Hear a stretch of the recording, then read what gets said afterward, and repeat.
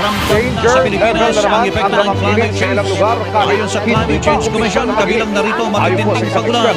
Kahit wala namang bagyo, lagpas na kasi ang temperatura ng mundo sa global warming limit na.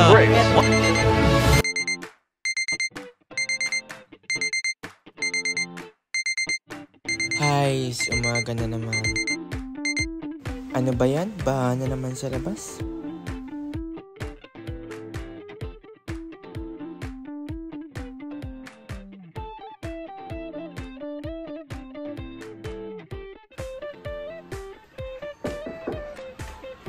Anak, sigurado ko kung napasok ko ngayon? Oo, Nay. May alam ko sa amin ka ngayon. Sige, basta mag-iingat ka ha. Sige, Nay.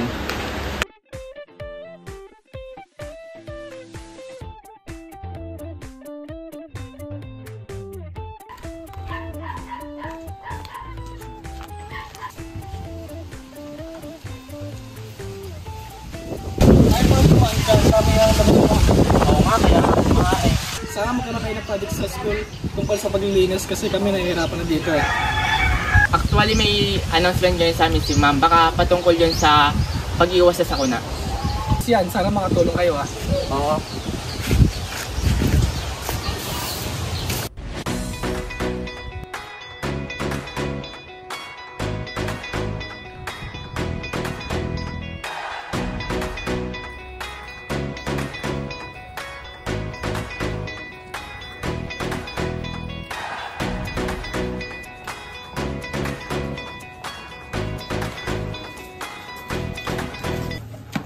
Sensya na bro.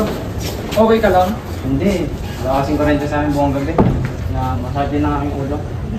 Pasensya na kung nabangga kita. Wala ka din ako sumuli. Pero hindi ikaw ang dahilan kung bakit. Wala ako sa ulo.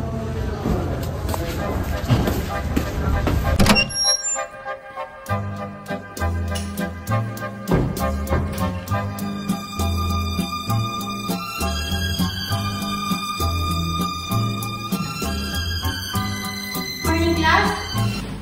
Good morning, ma'am. Okay, sit down. Class, parami ng parami ang mga basura sa paligid at kalimitan ng pagbaha. Kaya ang project ninyo, gagawa kayo ng paglilinis at pag-aalaga ng kalikasan upang makaiwas sa mga sakuna. Ano ang tema ng inyong project? Pwede kayong gumawa ng clean-up drive, pagtatanim, pag-aayos ng mga kanal, at paglalagay ng eco bins. Class, any idea about this? Yes, Miguel. Ma'am, pwede po ako sa poster. Gagawa naman ng video kung paano ang tamang pagtapon ng basura. Ako po sa pag-organize ng cleanup day. Tama yan, guys. Gumawa kayo ng maliit na bilog at pag-usapan nyo ng maayos sa magiging project ninyo.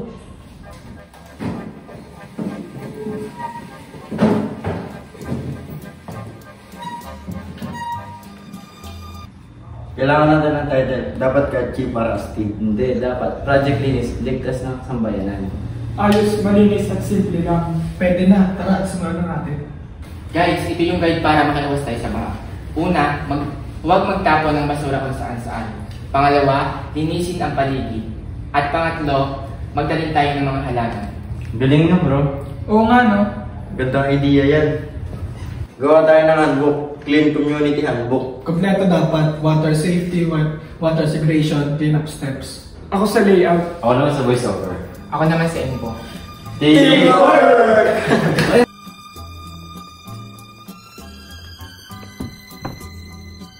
Ubarin ang takot sa iyong damdamin pamalas. Anak, masyado nang malalim ng gabi. Ba't di ka pa nagpapahinga? Kailangan namin tapusin ito, Nay, para sa community namin. O, basta mamaya magpahinga ka na ha. Wala na din tayong kuryente.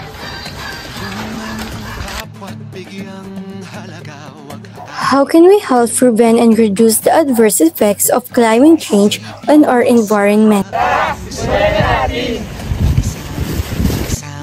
Garbage should never thrown anywhere, particularly on roads, canals, or rivers. Garbage fills canals, obstructs the water movements, and results in flooding during the rainy seasons. Maintaining a clean and safe community is greatly added for properly disposing of rubbish, and recycling items are still usable. Floodings and other disasters can be avoided with cleaning. Lahat, ganito pala kadami dito, no? ang dami kalat. Since may pinagawa ko sa inyong project, tara umpisahan na natin. Tara. Ibukod niyo yung mga pwedeng i-recycle at hindi i-recycle. Para yung iba, mapapakinabangan pa. Yung iba, pwede natin itapon. Dito naman tayo. Tayo, ang dami kalat.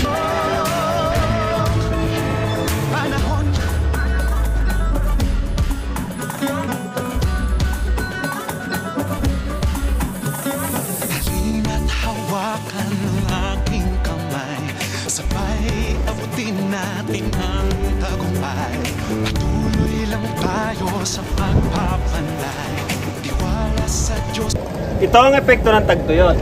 Kaya mas mahalaga sa atin kung mas magtatanim tayo palagi ng maraming halaman at mga puno upang makatulong tayo para malesen ang baha. Ikaw at ako magkasama. Planting the tree helps the nature as well, as it makes the environments more beautiful because they filter the air, offers Tayo sa lubungin ng kinabukasan.